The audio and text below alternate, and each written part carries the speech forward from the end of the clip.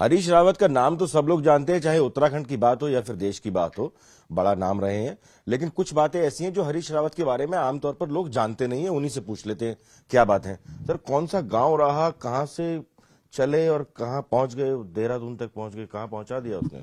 कौन सा गांव नहीं, मेरा गांव। सर, नाम की बात है। मोहनरी। मोहनरी ये एक 30-40 मवासों का गांव है, कॉम्पैक्ट गांव है, और वहीं पैदा हुआ। तो वहाँ से धीरे धीरे यात्रा करते करते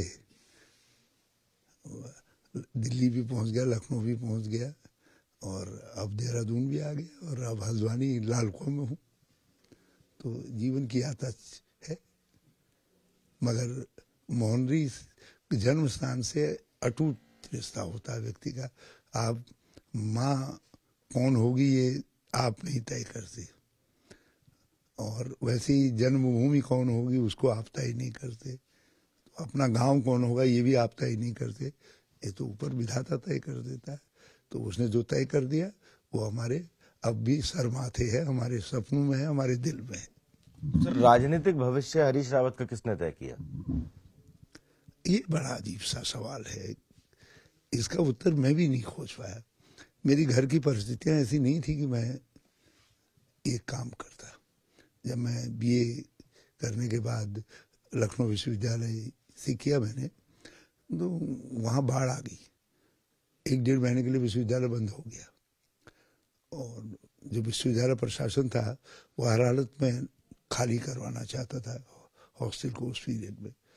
तो कहीं और रहने के बजाय मैंने कहा एक बार गांव हो लेते हैं, गांव आ जाए। मैं गांव आ गया।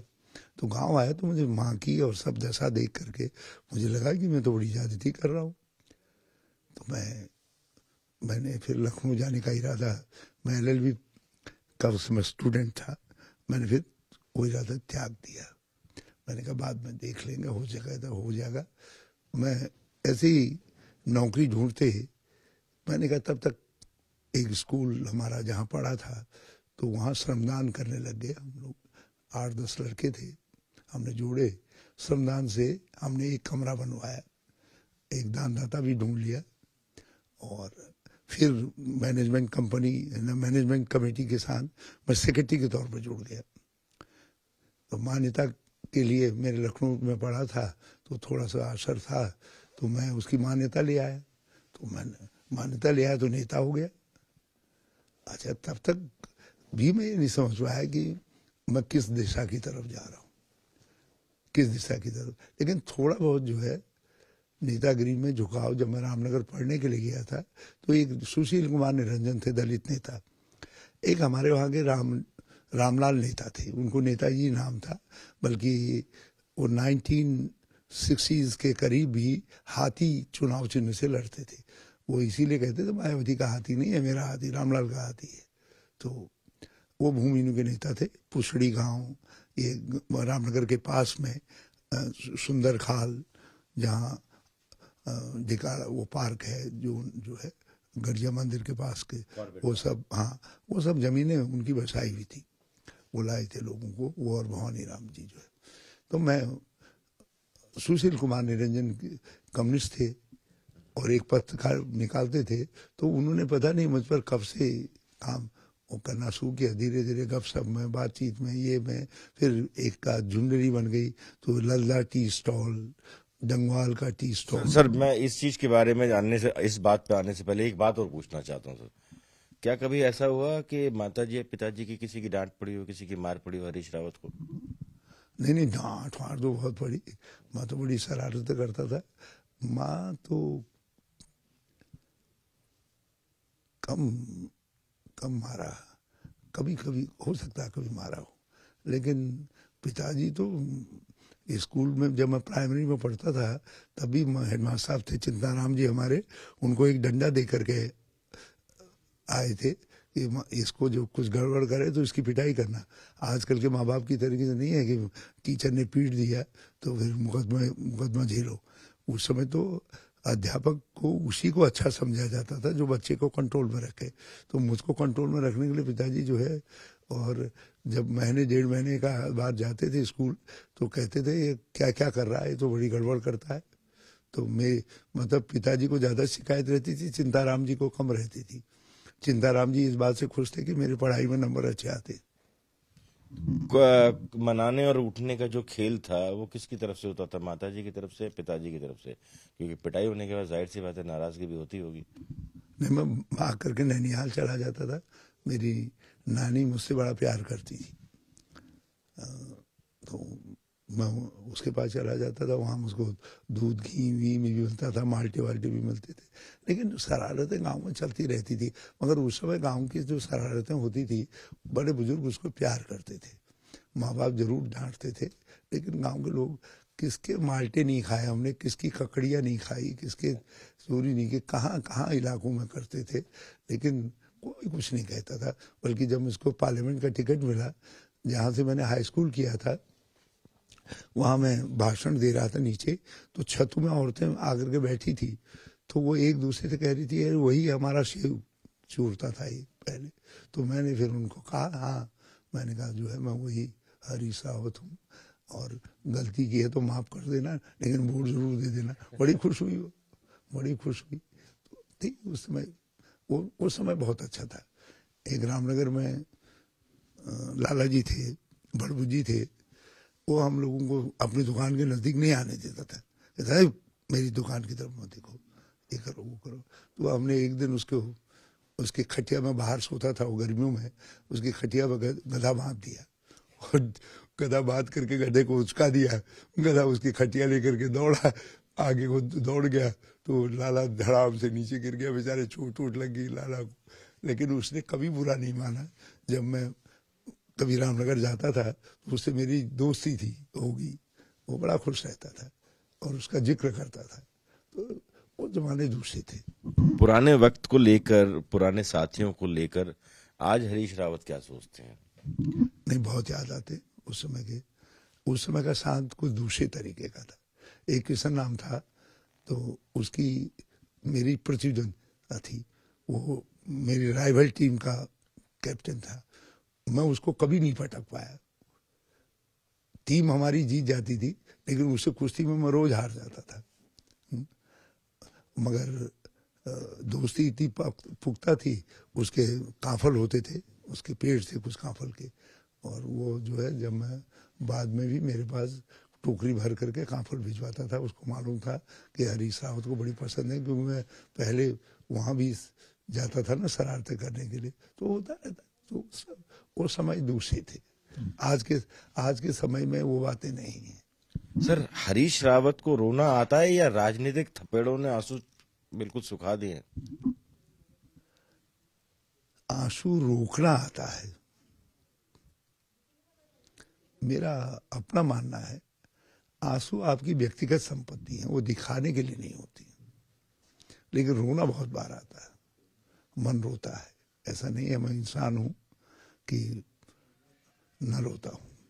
मगर एक, आप जिस पोजीशन में हैं उसमें आपका दायित्व है लोगों का मनोबल बढ़ाना। आप खुद ही अपना मनोबल गिरा देंगे तो फिर आप बढ़ाएंगे क्या? इसलिए आंसू पीना भी जो है, ये भी एक बड़ा साहस का काम है, और मैं बहुत आंसू पीता हूं। ऐसा कोई खास मौका आया जब ऐसे हालात हुए हों, जब रुक ना पाए हों?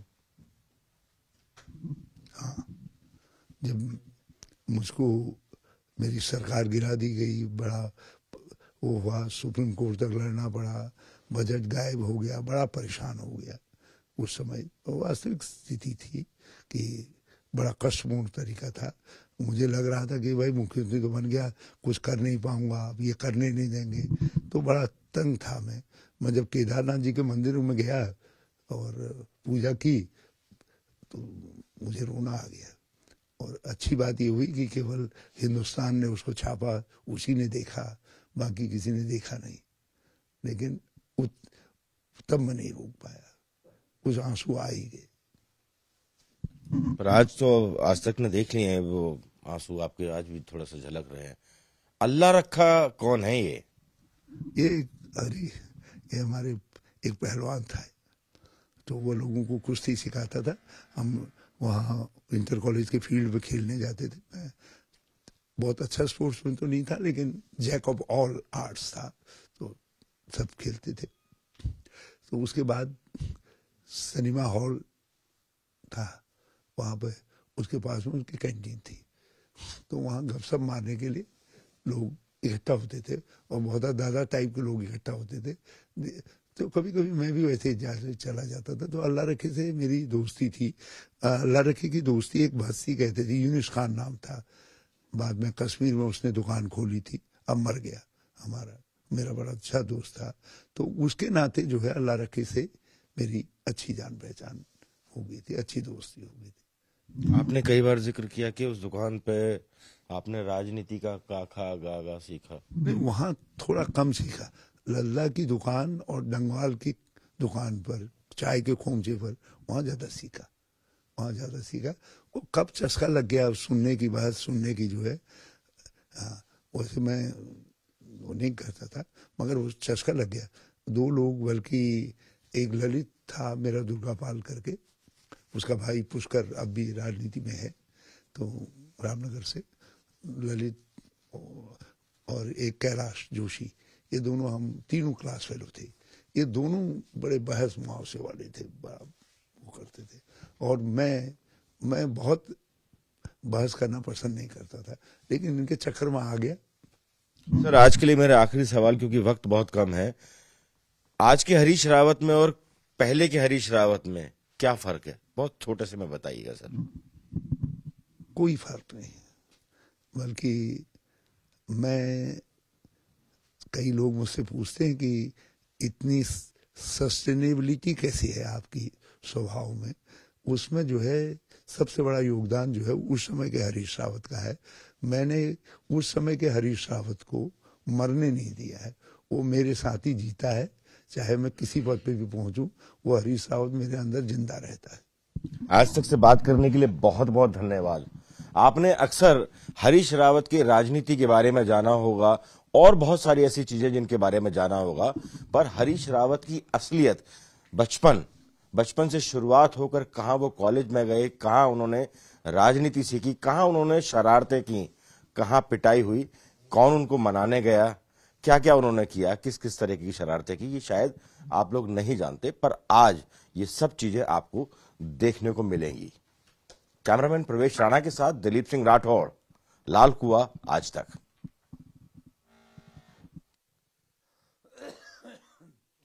हरीश रावत हमारे साथ मौजूद है, परिचय आप सब लोग जानते ही हैं। सर, आज तक में बहुत बहुत स्वागत है आपका। सिविल यूनिफॉर्म कोड की बात चल रही है, इतने इलेक्शंस आपने लड़े हैं, ज्ञान भी आपको बहुत ज्यादा होगा। क्या है ये सिविल यूनिफॉर्म कोड?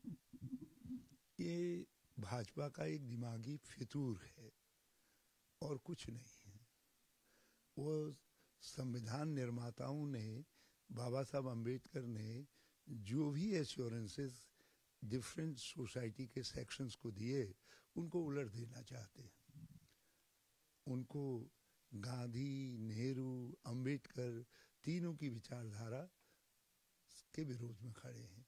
उनकी अवा कौखो इत्यादि जो है, इन तीनों के विरोध में खड़ी हुई है। लोग, हमारे संवैधानिक लोकतंत्र में उनका कोई यकीन नहीं है। तो उस समय गढ़े हुए एक उनका इशू है, मगर अब वो इशू रह नहीं गया। जिस कारण उसको दाना पानी मिलता था, वो था राम मंदिर का इशू। राम को सबने स्वीकार कर लिया।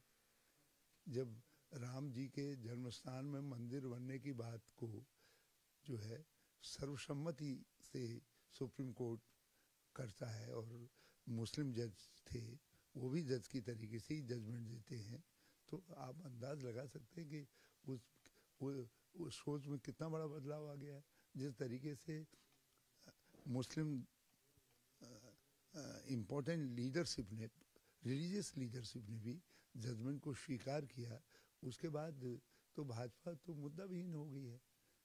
आर्टिकल 370 दूसरा मुद्दा था, उसमें मुद्दा और बात का नहीं था। मुद्दा इस बात का था कि कश्मीर के अंदर लगातार ब्लीडिंग हो रही थी, और वो पाकिस्तान का षड्यंत्र है, आयशा का षड्यंत्र है।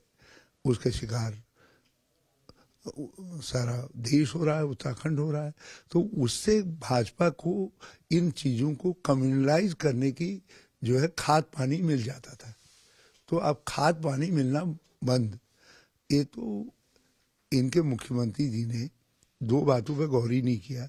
एक तो इस बात पर गौर नहीं किया कि इस इशू, ये उनका इशू है भी नहीं है। आखिर इस पर कानून कहाँ बनेगा? क्या राज्य कानून बनाने के लिए सक्षम है इस पर? तो नंबर 1। नंबर 2, उन्होंने इसको चुनाव में जब ये चीज बिल्कुल सिद्ध हो गई कि वो हार रहे हैं अपनी सीट को भी और भाजपा हार रही है, तो ये डूबते को तिनके के सहारे के तौर पर जो है सिविल कोर्ट को पकड़ने की कोशिश की है। लेकिन ये तिनका अब इतना कमजोर है कि ये सहारा दे ही नहीं सकता है, बल्कि तिनका पकड़े, जो पकड़ने की कोशिश करेगा वो भी बह जाएगा। सर, राजनीति को इतने सालों से आप देखते हैं, जानकार भी हैं आप। एक आम दर्शक की अगर हम बात करें तो सिविल यूनिफॉर्म कोड आखिर है क्या और क्या परेशानियां हैं इसमें? किसी के लिए कोई परेशानी नहीं है, किसी के लिए कोई इशू नहीं है। मैंने कहा नहीं कि संविधान में कुछ चीजों को हमने गारंटी की है, कुछ चीजों को माना है, तो आप उस संवैधानिक व्यवस्था के विपरीत जाकर के काम करना चाहते हैं। इस देश के स्वतंत्रता के इतिहास में कई घटनाक्रम हुए जिसमें पूना पैक्ट भी है और दूसरे पैक्ट भी हैं। जब हम हिंदू मुसलमान सब एक हुए तभी तो हिंदुस्तान की आजादी मिल पाई। इसलिए जो है उस दौरान जो डेवलपमेंट हुए वो संविधान के रूप में रिफ्लेक्ट हुए। बाबा साहब अम्बेडकर ने उसको उसके रूप में संहिताबद्ध सब चीजों को किया। तो ये भाजपा के मानसिकता है कि वो संविधान उनके खिलाफ है, वो ये मान करके चलते हैं कि ये संविधान उनके खिलाफ है, उनकी सोच के खिलाफ है। तो इसलिए ये सब बातें उठाई जाती हैं। या अब और मगर मेरा मानना है अब ये एक जुमले से ज्यादा कुछ नहीं रह गया। सर, सुप्रीम कोर्ट के कुछ जानकार का ये कहना है कि किसी भी राज्य के लिए ये संभव नहीं है कि सिविल यूनिफॉर्म कोड को लागू कर दिया जाए, चाहे वो किसी भी पद पर बैठा हुआ व्यक्ति हो। बिल्कुल सही है, फैक्ट यही है। जो इसीलिए मैं कह रहा हूं कि मुख्यमंत्री जी ने बिना सोचे समझे, बिना दिमाग अप्लाई किए, या दिमाग अप्लाई किया है तो ये सोच के किया है कि भाई कैसे बचा जा सकता है, कैसे पॉलिटी को कम्युनलाइज किया जाए। एक ऐसे इशू को उठा दिया जिस इशू का उनको कोई सहारा मिलने ही नहीं जा रहा है। यहाँ वोट तो हर हालत में उत्तराखंड के अंदर महंगाई के प्रश्न में होना है, बेरोजगारी के प्रश्न में होना है, बैड गवर्नेंस के प्रश्न में होना है, कोरोना काल में जिस तरीके से हमारे लोगों को मरने के लिए छोड़ दिया गया उस पर होना है, यहाँ शिक्षा और स्वास्थ्य का ढांचा ध्वस्त हो गया उस पर होना है, जो अंधाधुंध खनन हो रहा है उस पर होना है, जो अहंकार भारतीय जनता पार्टी ने 5 साल दिखाया है उस पर होना है। 3 चीफ मिनिस्टर बदल करके जिस तरीके से उत्तराखंड के को एक भावनात्मक रूप से जो है चोट पहुंचाई है, उसके स्वाभिमान को चोट पहुंचाई, उस पर चुनाव होना है। तो आप इन मुद्दों के में से किसी के समाधान की क्षमता में जब नहीं है तो आपकी बात पर कौन विश्वास करेगा। और ये उन्होंने ऐसा मुद्दा कह दिया जिसमें वह हास्यास्पद स्थिति में आ गए हैं। और मैं समझता हूँ मेरे छोटे भाई यदि अकेले में सोच रहे होंगे तो अपने इस बयान के लिए कह रहे होंगे मेरी क्या मति मारी गई। हाँ, जीत हार होती रहती है, डिग्निफाइड हार के लिए भी राजनीति में तैयार रहना पड़ता है। सर, चुनाव आचार संहिता के बारे में आप बहुत करीब से जानते हैं, बहुत सारे चुनाव लड़े हैं आपने। क्या लगता है कि क्या कोई भी घोषणा मैनिफेस्टो जारी होने, अगर घोषणा होती तो मैनिफेस्टो में होती वो, क्या ऐसा संभव है कि कोड ऑफ कंडक्ट लगने के बाद आप कोई घोषणा कर सकते हैं? क्योंकि ये भी एक घोषणा ही तो है। आप जो भी वादे करते हैं वो चुनाव घोषणा पत्र का हिस्सा होना चाहिए। आप सरकार के तौर पर, मुख्यमंत्री के तौर पर कोई घोषणा करते हैं तो वो कोड ऑफ कंडक्ट का वायलेशन है, और सत्यता यह है कि ये कोड ऑफ कंडक्ट का वायलेशन है। हरीश रावत शिकायत करेंगे इसको लेकर? हम इसको इशू नहीं बनाना चाहेंगे। हम उनके पिच पे क्यों जाएं?